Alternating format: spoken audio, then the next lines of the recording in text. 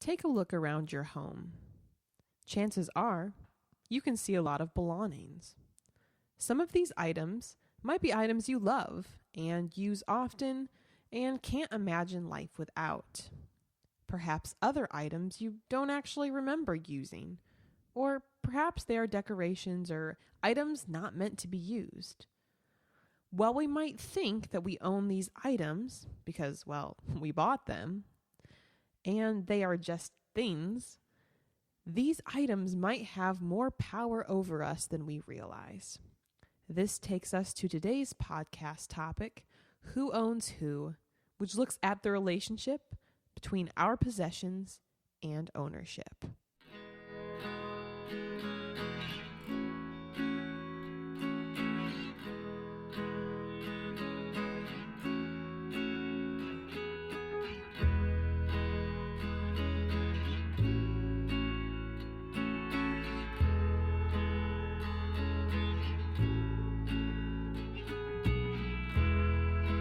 Hello and welcome to the Abundantly Minimal podcast. We are Jake and Sarah, and we are here to help you create abundance through living intentionally.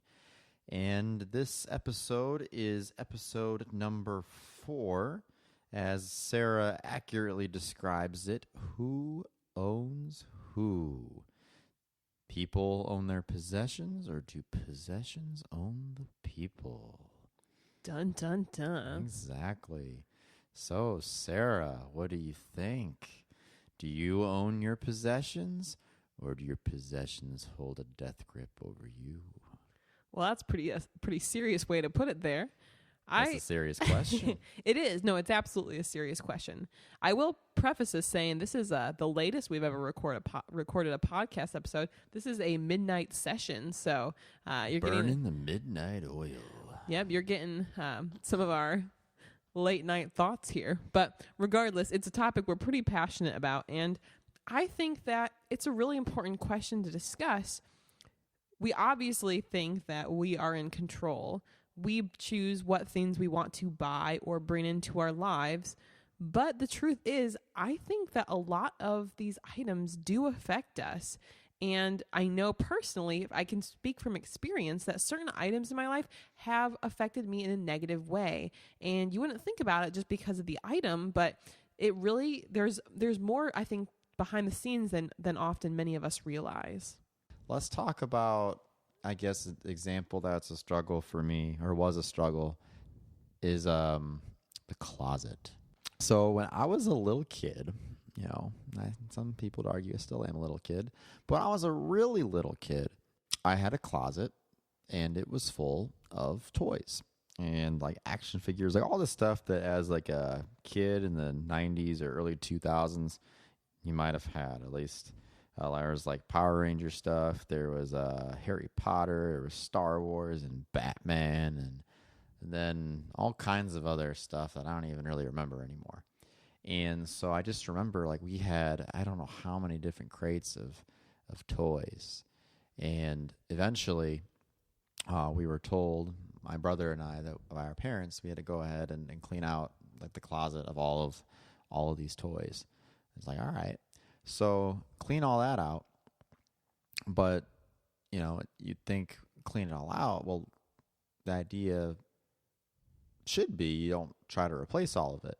Well, what ended up we did, because then instead of like all this Star Wars stuff or Batman stuff, now I've got all these different Legos that take the place in like the closet. And then after that happens and I'm done playing with action figures because I am maturing, then it becomes a ton of clothes that enter my closet. I guess I already had a lot of clothes, but like also shoes and all kinds of other things. I had like double-digit pair of shoes at one point. I'd say like 10 to 15. It was pretty bad. And I guess the reason I bring all this up is that there was always this sense of like the closet being an area of like ownership over me. Like it always kind of, you know, dominated like parts of my thoughts. And even with like the clothing, I guess like the great example I can think of is freshman year in college. I just remember coming home.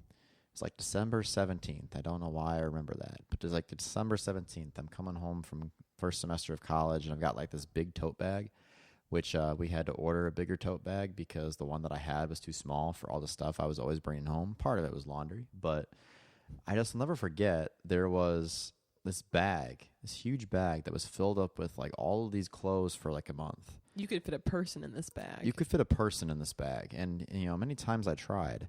Oh my God. But you don't, I guess, really need to have all of those clothes. I mean, really, you could have went by with maybe like, I don't know, at most 2 weeks worth of clothes at most. But, you know, I'm going home for a month and I'm like packing like my entire wardrobe.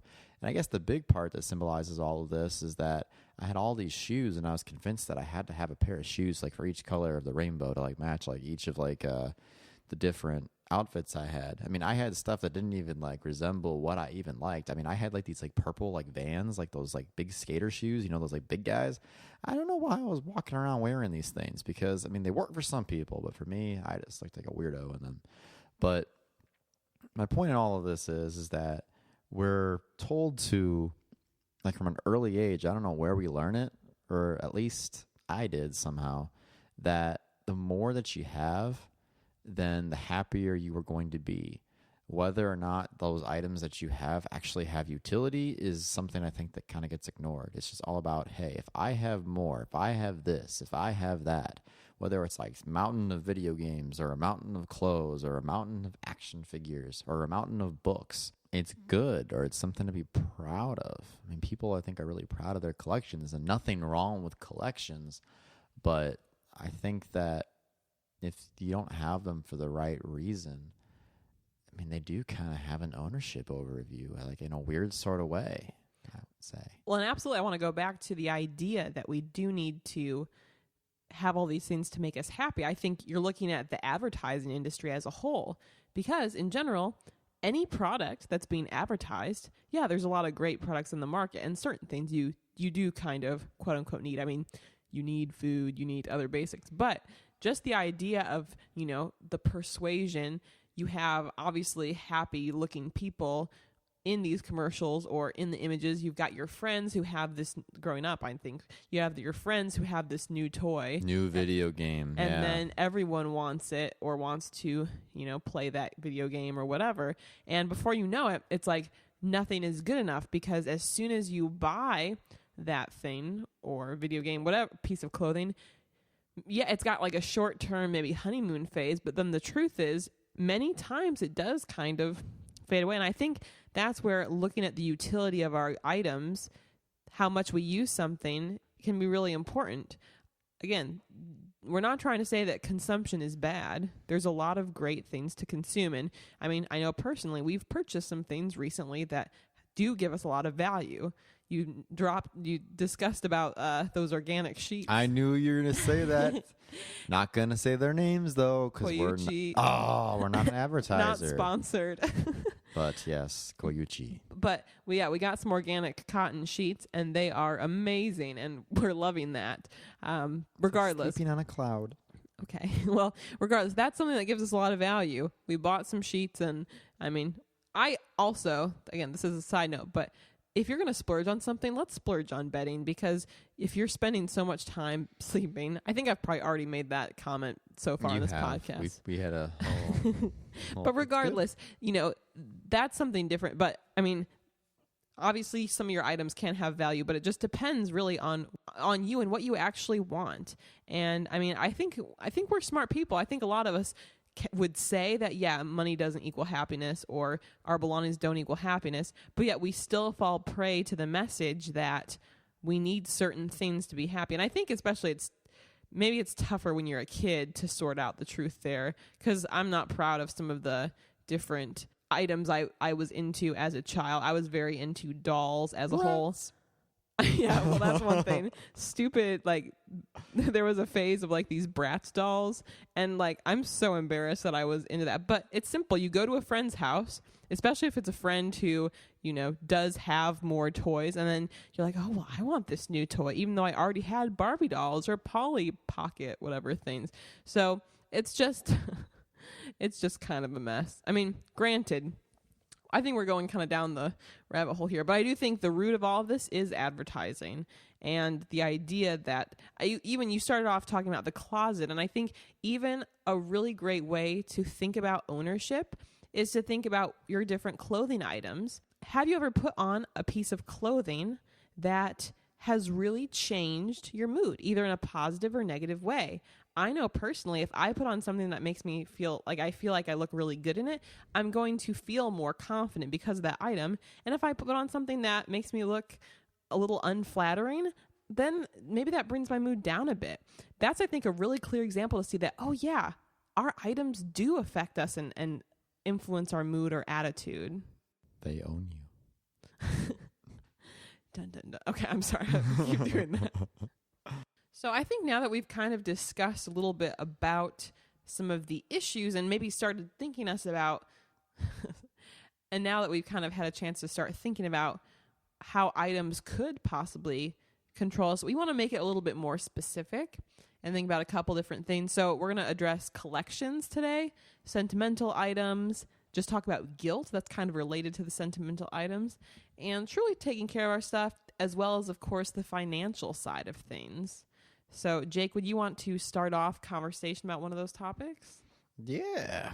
Let's talk about, I think, the most important one out of all of them, honestly, is the guilt. I personally, and again, as always, I can only speak for myself, but I think a big reason that for me, and maybe for a lot of other people, that you hold on to your stuff is just because of the guilt factor. I mean, we place so much value on all kinds of objects that if you look at them for their face value, they really don't actually mean a lot. And when you look at it, it doesn't really give you any sort of joy, but you keep it because you feel like you have to, whether it was like an item that came from somebody else, or that it was a gift, or whatever the case may be. I'm not saying that, I don't have items that I value, like, sentimentally. I mean, I definitely do. I think that all of us do.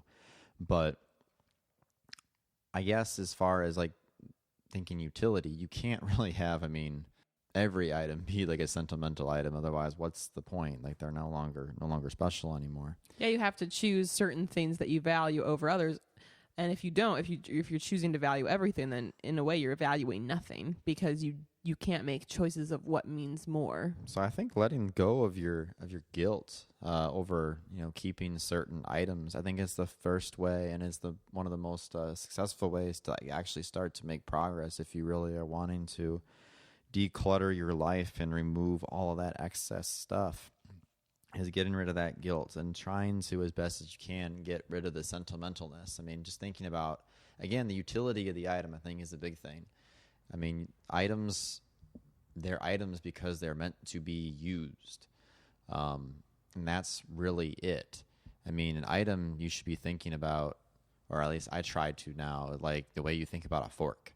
I mean, who's ever looked at a fork and said, I just love forks. Like, forks bring me so much joy. And I just will love to hold my fork all day, display my fork. This sounds like it could be taken in a dirty way. Fine. Spoons. But in any case, and then let's compare like a fork to a stuffed animal. All right. Stuffed animals are all cute and cuddly and so on and so forth, but nobody's cuddling with a fork. All right. My point is that think of your items less like stuffed animals and think of them more like forks or spoons or lamps. All right. Unless you got the leg lamp from A Christmas Story, a lamp's never really gotten all that much attention. Maybe it has, though, and I'm just not very informed of my lamps. But I think that's the first step here, just removing that guilt. Yeah, absolutely. And there's, I think, a lot of different ways that guilt holds people back when they're trying to get rid of things. I think probably the toughest one, and that I know has affected me, and I think, I'm guessing, for those of you out there listening, I'm guessing some of you maybe feel affected by this too, but let's say you want to get rid of something that either belonged to someone who is no longer living or was given to you by someone who's no longer living. and you feel an intense guilt because maybe that item doesn't really give you much value, but you'd feel like a terrible person if you got rid of this lovely item that was made or purchased or written by someone who, I mean, again, they're not coming back. They've passed away. I think that is a really tough situation, obviously, because I'm sure depending on who it is or who it was, you have different attitudes towards maybe that person or those items, and maybe those can be a really helpful way that you remember that person. But, have you ever felt like you wanted to get rid of something, but you're like, oh, I shouldn't, though. This was given to me by my whoever it is, relative, friend, etc. And I want to spin it this way for you. Would they, if they were able to know what was going on, would they want you to keep it if they knew that it was bringing you pain or negative emotions? Do they want that for you? When they gave you that item, did they want you to be like, oh, I don't want this, but I feel like I'm a terrible person if I get rid of it? That, I think, is an important way to spin the question, because with these feelings of guilt, they can really be negative emotion, like bring negativity into your life. And I mean, what's the purpose? Are you just going to pass this item down the generations that no one wants and doesn't bring value to anyone just because you feel like too upset or scared to throw it away or get rid of it? That, I think, is a big question, because personally, I mean, if I gave something to someone and then, 100 years down the road, I'm no longer there and they're still passing this item down, if they don't want it, I don't want them to be having negative feelings and thinking of those negative feelings about me, like directing those towards me when they think about that item. It's like, oh, well, this belonged to Sarah, so she's no longer with us. We should probably keep it. If they don't want that item, get rid of it then. Don't let it bring negativity to your life. And so I think that's a good example of a way to start shifting your way of thinking about that to try to break past that guilt. So for future relatives of Sarah, this is your source here. Get rid of all of her stuff one day. Well, keep whatever adds value to you, but get rid of the rest. But yeah, I kind of I definitely agree with everything that you said right there. And I know for me, whether we're talking about sentimental items and guilt and all of that, just having too much stuff, honestly, it gets pretty stressful. And this kind of goes back to, I think, our original question of who owns who. I would definitely say that for the longest time, and I mean, still to a degree today, that my stuff definitely has some sort of ownership over me. I'm trying to reverse that fight, but I mean, just when you look around, like if you looked around our house, like on a bad day, if like there's a lot of stuff that is like out and, dishes that haven't been done yet or whatnot, I know for me, it really like impacts my mood, and it really makes a difference when the house is clean and stuff is put away or just not visible or where it needs to be versus when it's all out all over the place. You get rid of more things and you are less likely to have disorganization because there's less stuff to be disorganized. But I think when we talk about the question of whether or not your stuff owns you, it's not like literally that your stuff actually owns you, right? I mean, it's an inanimate object or objects. They can't like actually own you. But if they're affecting your mood, going back to what Sarah said, even like with the clothing example, like we all have that feeling where that certain type of clothing makes us feel a certain way. That's ownership, and that's impacting you and affecting you positively or negatively. So I think that's something definitely to keep in mind as well. Well, and the way they affect us, I mean, yeah, I think every item has an effect, and I think it's totally fine if these items have a positive effect. I know I've got certain things like, my blender. I love that blender and use it probably at least once or twice a day. And even just now, I made myself a delicious matcha milkshake, I guess. It was banana, almond milk, matcha, all the good stuff. But it was amazing, and it gave me a lot of joy. I get a lot of joy out of making smoothies, and that was a very happy item to me. There's nothing wrong with items that make you feel happy. As long as it's more like the fork than the stuffed animal. Is that going to be like the quote from today? I think so. Well, not that I have anything against stuffed animals, but... Well, you recently, I guess, maybe this is a connection for sentimental items. You recently got rid of a few stuffed animals from your childhood, and you kind of had a hard time. That's true. It was hard. But then we sold one for $20 on eBay, and it was a little less hard. It was a little less difficult. But that's the thing. They're not my forks. My fork is my fork. Oh, my God. Your Vitamix is a fork. Not literally, but sponsored. Metaphorically. But really, because, I mean, it's not like you curl up at night with your Vitamix, you know? It serves a purpose that brings you joy, that helps, like, make your life better. And so I think that's good. But there's nothing wrong if you curl up with your stuffed animals. Or your Vitamix. Oh, my God. You just might want to be asking yourself some tough questions about your priorities. What has your life become? Vitamix. But anyway, told you this is a burning the midnight oil midnight here. thoughts. Yeah. Something else I want to talk about as far as items owning you and whatnot.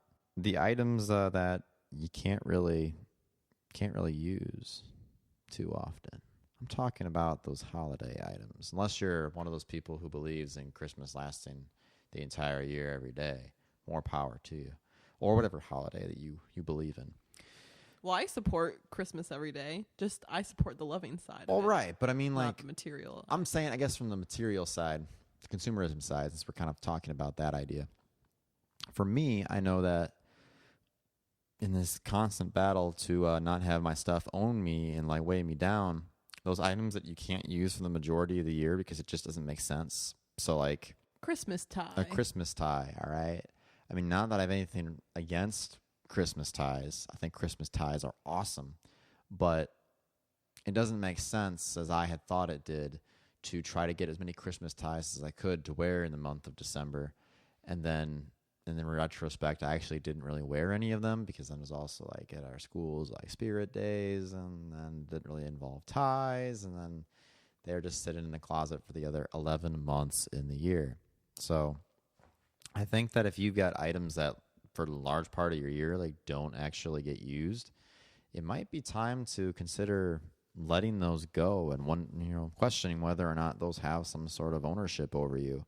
I know that for me, I'm in the mindset now where if like I can't use it or it's not being displayed or out and, being used, then maybe it doesn't really need to be owned or doesn't really need to be there.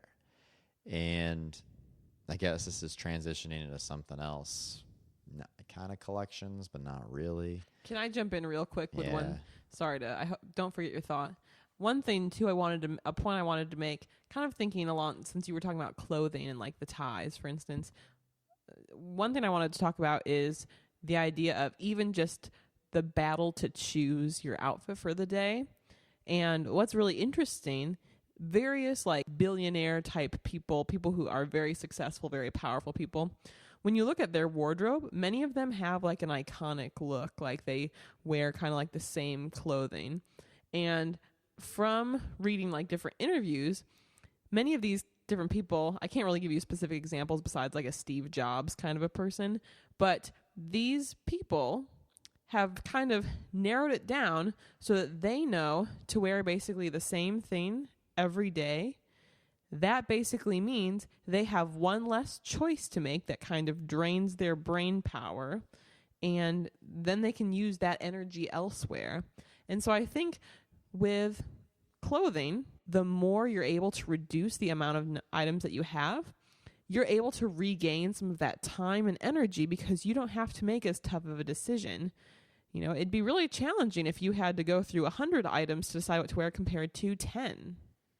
Maybe you're somewhere in the middle. I'm somewhere in the middle on that. I'm working my way through. But I think that's an important point to make as well. Yeah, for sure. It makes it pretty easy when you have all the same of everything. Same undershirts, same underwear, same socks, same shirt, just choose a different color. It's kind of like Mr. Rogers. Remember Mr. Rogers and his different colored sweaters? Yes. It's all the same thing, but man, those different colors made my day. Anyway, kind of weird transition. Let's go there. to collections. Is that where you were going to go? I mean, I guess it's not even really collections, but just kind of, I guess, ending the whole sentimental item thing that I brought back way before. A way to go ahead and cut down upon that if you feel like you're being weighed down by sentimental items and guilt with all that it's not bad to save some things, but limit the amount that you keep. So it's something that we've been trying recently where we each get like one box, like one of those like big plastic containers. Big plastic containers. I mean, we're not talking like huge containers, but the containers. A decent size container. And the stuff that you're not necessarily going to like have on display and look at. So my best example to give you would be like high school yearbooks. I mean, it's not something generally you're probably just going to have out. Maybe you do, but for me, those were the glory days. No, don't really need to have that out, but it's not something I want to get rid of just because there's all those pictures and, I guess, what would you call them? Messages? Yeah. Messages that people wrote in them. So for me, like that kind of stuff, I have also stored like in one tub, where I'm working to get it in one tub. I'm not quite there yet, but if it's going to make it in that tub, it has to be something that actually is very, very meaningful to you. It helps you cut out a lot of the excess that you just have as far as guilt-wise. And I guess with collections that kind of tie in there, if you've got like these collections, but you are now looking at them and you're like, man, I don't actually want all of these collections or not all parts of these collections, it kind of helps you narrow things down a little bit there. And with collections, I mean, obviously it's going to be very different to every person, because I know there are people who get immense value out of their collections. For sure.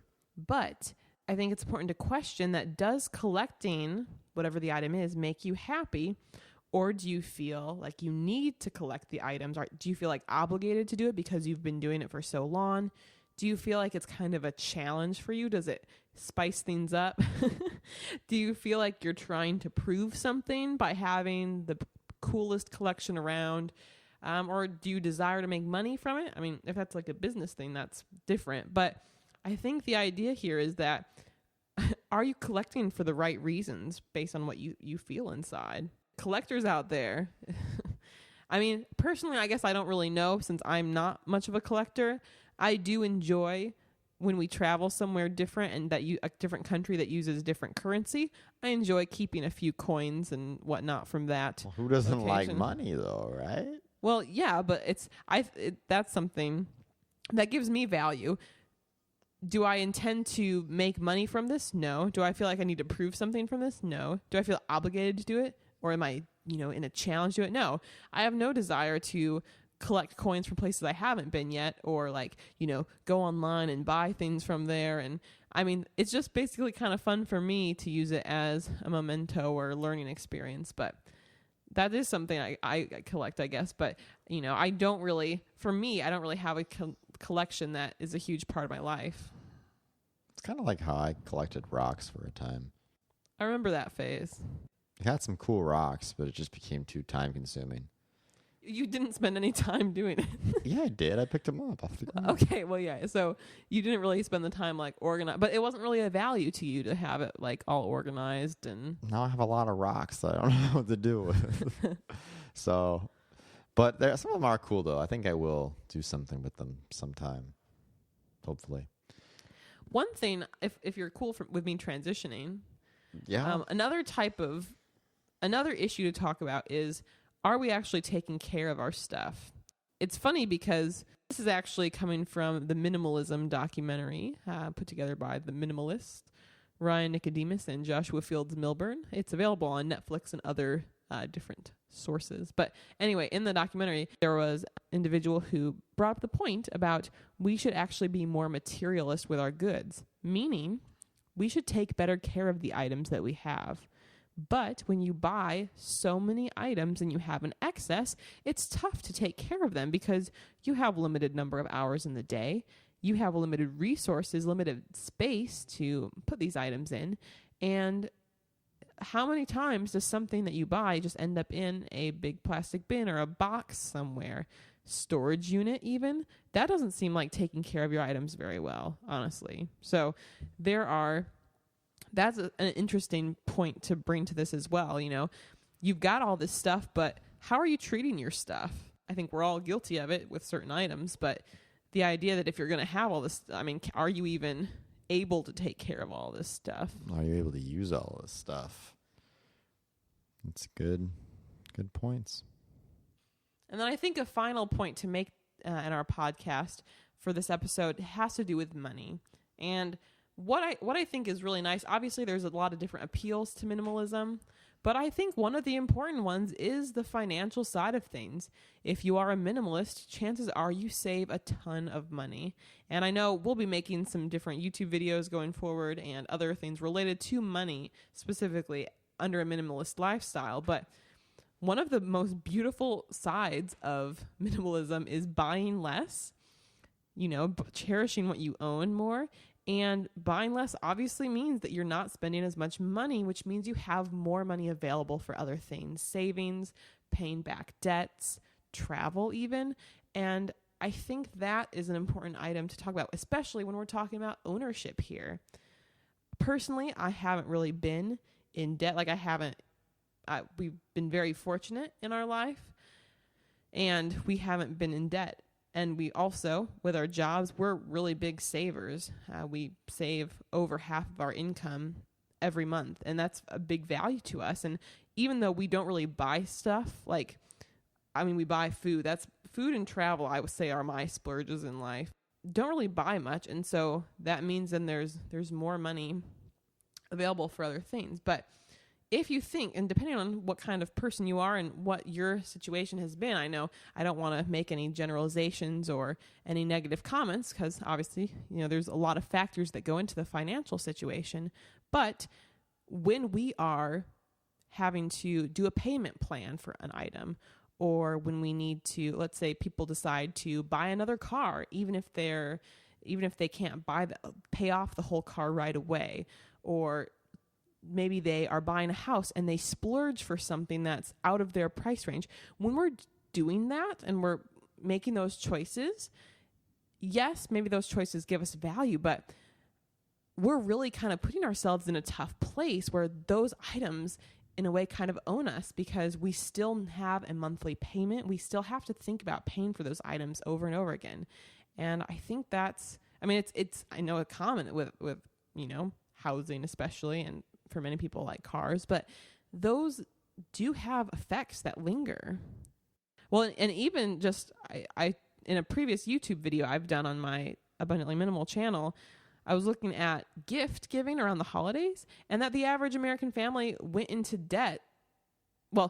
Those that did go into debt for gifts giving during the holiday season, it was like $900 in debt. It's like, that breaks my heart because in my eyes, that's not something that you should be spending your money on. That doesn't seem like an important value. You're, sacrificing. Yeah, maybe it's valuable to you, or you think it's valuable for giving gifts to people that you love and care about. But the financial side of it, what are the negative financial implications that come from doing that? Are those gifts even really being used that much in the first place to justify spending $900 on them? That's my question. Yeah. But the idea here is a really great way to start. Put this minimalism idea aside for what you already have for a second. Don't worry about getting rid of anything. But just think, going forward with your purchases, if you're able to say no to a few purchases here or maybe choose a different alternative, you can have a tremendous impact and gain access to quite a bit of money that you were going to spend otherwise and maybe not get as much value in or feel like you're changed that item. I know likewise too. There's been things I've purchased in the past where it ties back into the guilt thing, but you put forth the financial resources and then let's say it's a clothing item. You don't actually wear it. Like you think you're going to wear it, but then you don't actually wear it. And then you kind of just threw that money away. Like that can still be ownership. They can bring more negative feelings. And obviously you spent the money on that. You can't use that money for something different. It's all pretty much well said. Speaking of talking about the ownership thing at the end, one way you can just get past all of that, if you still want to consume, just rent things, borrow everything, or buy used. But the point is if we're talking about all this stuff that's owning you, for example, movies, just rent your movies. Don't own any movies. You'll see everything that you want to see either with that or Netflix or video games or toys or whatever it might be. We're talking about how with toys you want everything that other people have per se. maybe makes the item more special if it is only the one friend or the one other person, that one other guy who's got that stuff, and you use that stuff there, and then you have something that other people use. Well, but sharing, yeah. Well, sharing. I think that's like a simple way of combating this problem, because we're kind of encouraged. I think we're encouraged to share, but we're really not, because everyone's supposed to like have their own thing. But if you share, then really you help both people, because then, I mean, two people theoretically who spend a lot of time together, then like even just something like siblings, you've got half the stuff, and the item maybe becomes more valuable, each like individual type of item of that, than it would otherwise. Well, in sharing, I think, I mean, I'm not trying to make it like the elementary example of like sharing toys, but sharing as a whole can be a really amazing thing, especially like, let's say you are getting into like home ownership stage. And obviously I know everyone's got different relationships with their neighbors, but if you've got a good thing going with your neighbors, like how often do you see everyone on the block using ladders at the same time? You know, if one person has a ladder, maybe you borrow that ladder from them. Chances are they're not using it most of the time. Or other tool related things. That can be really helpful. Could bond the community too, honestly. Oh, absolutely. So before we sign off today, I want to leave you with knowledge, advice. I want to leave you with a little bit of a challenge. I encourage you, if you feel like any of this message has resonated with you, or even just start looking around and thinking a little bit more about some of these items and thinking about individual items, how it affects you. Does that item bring you joy? Does it bring you down? Does it make you feel stressed out? Whatever it is. And I'd encourage you, if you find certain things that you only bring negativity to your life, I think maybe that's a great starting point for thinking of what you still need to have. And even though like we've gotten rid of so much stuff over the last like year or two since we've been following this lifestyle, I can't honestly tell you one thing I've gotten rid of that I regret. Like literally not one thing. And we probably have gotten rid of thousands of things. And so what's beautiful about it, especially if it's something that brings you negativity, you get it out of your life. It may be able to be of positive use for someone else. But I think the important thing, or the selfish thing, it's gone out of your life. It can no longer be a toxin that sucks energy out of your life.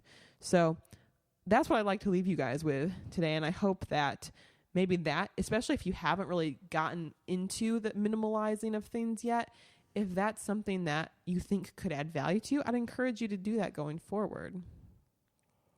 So I think we should wrap up there. Thank you guys so much for listening.